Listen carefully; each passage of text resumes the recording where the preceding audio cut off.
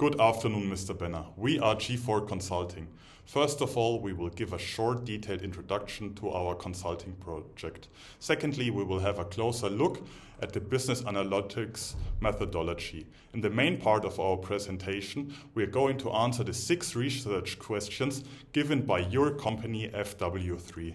Lastly, we will provide recommendations for future use of business analytics at FW3. G4 Consulting consisting of Rishav, Yuhan, Shizhen, Muskan, and Julius. We have done the consulting project for FW3, which is a manufacturer of electric gardening equipment.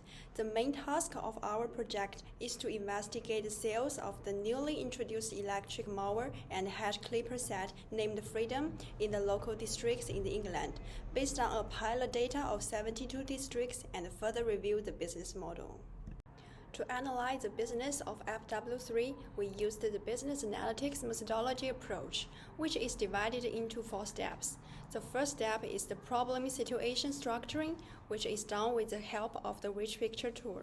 The second step includes business model mapping, which helps to understand how FW3 operates and how it delivers value to the customers through business model canvas.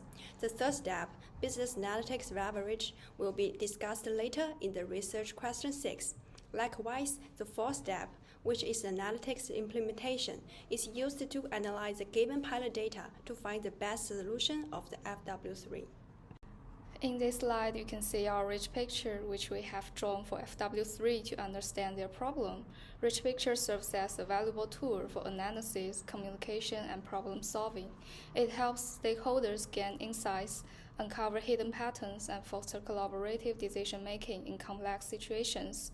FW3 operates in a competitive market with well-known companies such as Black & Decker, Bosch, and Makita, which may have greater brand recognition, wider distribution networks, and larger marketing budgets, posing a challenge for FW3 to establish and expand its market presence.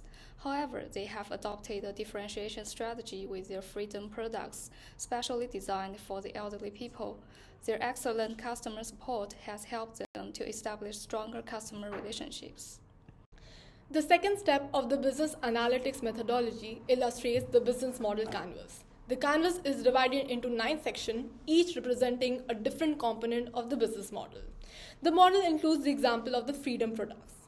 FW3 key activities range from designing the products, manufacturing, and selling them to retailers.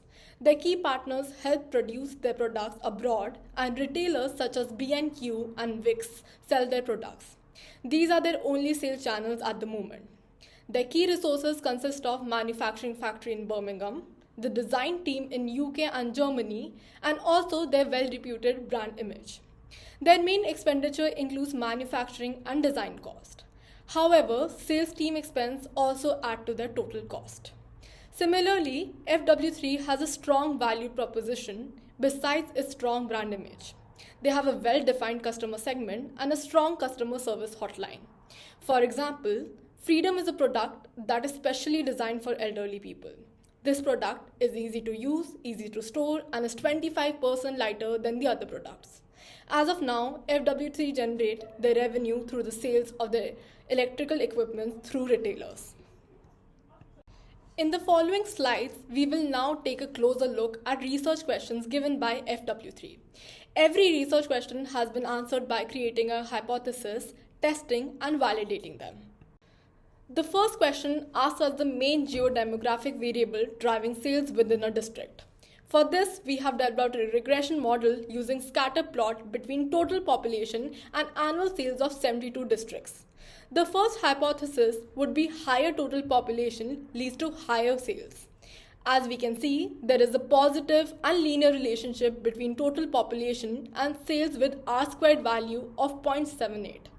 Although the hypothesis proves to be correct, this would not be the best one, as Freedom is targeted to only the elderly population between 55 to 75 segment, so the normal population would not be the best indicator. Also, the elderly population is not normally distributed, so we will have a different hypothesis to find a more accurate result. Therefore, our reframed hypothesis is higher elderly population leads to higher sales. For this, we scatter plot elderly population and total annual sales for 72 districts. This gives us the R-square value of 0.87, which proves to be way more accurate than our previous hypothesis. Now when we look at figure 2, the line is slightly pulled down due to Birmingham being a highly populated city, so we exclude Birmingham being an outlier and regenerate our model to get an accurate output. This is illustrated in figure 3. So our final model for the first questions gives us an R-square value of 0.75 after excluding Birmingham. The hypothesis for question 2 explores the correlation between area and sales per head of elderly population, as it is assumed that sales per head is higher in rural areas due to more people having gardens. The scatter plot shows a positive relationship between sales per head and area, but it is a non-linear relationship. The result also have a higher R-square value of 0.88. Therefore, this conveys elderly people residing in rural areas have higher sales per head compared to those living in urban areas. The question 3 asks us to create a multivariate model with two independent variables to fit the annual sales. Specifically, hypothesis 4 demonstrates that a greater elderly population and bigger area both positively correlate to sales. As a result, Model 2 illustrates a positive and linear relationship with a higher R-square value of 0.89, indicating a better model. Meanwhile, the coefficient of elderly population and area are 0.88 and 0.07, which means the elderly population has higher impact than area on sales. Therefore, it proves to be more efficacious than Model 1. In terms of question 4, we further verified the correlation between the sales per head of population and the population density by using the scatter plot. The hypothesis is that the sales per head is higher in rural districts with a low density of population. The relationship between these two variables, sales per head of elderly population and elderly population density, is negative and nonlinear. The R-square value is 0.93. which is the highest out of all three models and makes the model the most accurate. The model can be seen in the slide.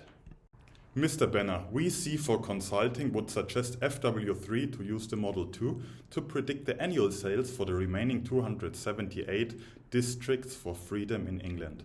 The prediction of total annual sales of Model 1 might be close to Model 2. But if we have a closer look, the errors are higher in Model 1 and the errors are being offset by each other. Next to that, Model 2 is a multivariant model which allows a more comprehensive analysis and captures complex relationships easily. It can identify which predictors have the most significant impact on sales and qualify the strength and direction of these relationships. Although it might have a smaller R value, compared to Model 3, it uses much simpler and distinct variables such as area and elderly population. However, in Model 3, the relationships between sales per head and elderly population density is not linear, and also it uses indirect variables, which makes it more complex. Therefore, we would suggest you to use Model 2 for the forecast of sales.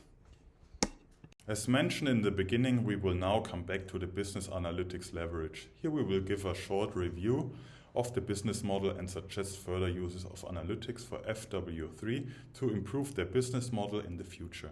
Business analytics can be used to forecast the sales as we did in this project.